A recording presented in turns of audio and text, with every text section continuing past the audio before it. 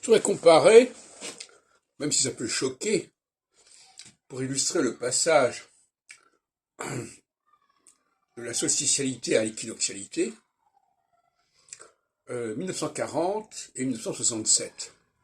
C'est-à-dire à 27 ans, 26 ans, 27 ans, 28 ans d'écart, qui correspond à un double cycle saturnien de 15 ans, à peu près.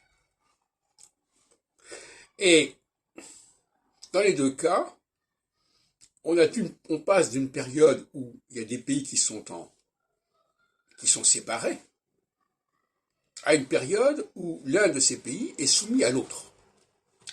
Mais c'est exactement ça, la solstitialité qui passe à l'équinoxialité. On est séparés, et puis finalement, non.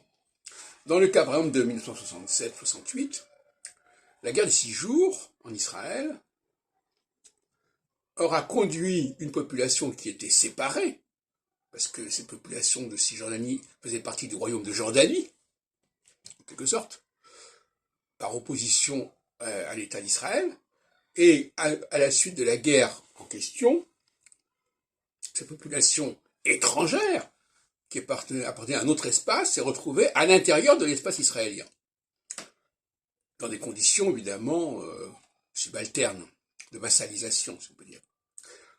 Bon, ça, c'est le passage du solstice à l'équinoxe, ou de l'équinoxe au solstice, en un certain sens.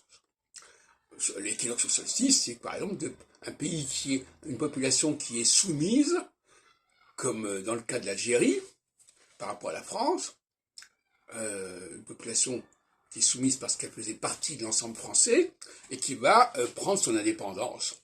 Donc là, on est dans un cas de figure opposé, on passe de l'équinoxialité à la solstitialité, et non plus de la solstitialité à l'équinoxialité. Je crois que nous avons là de très bonnes illustrations de ma théorie sur ce point.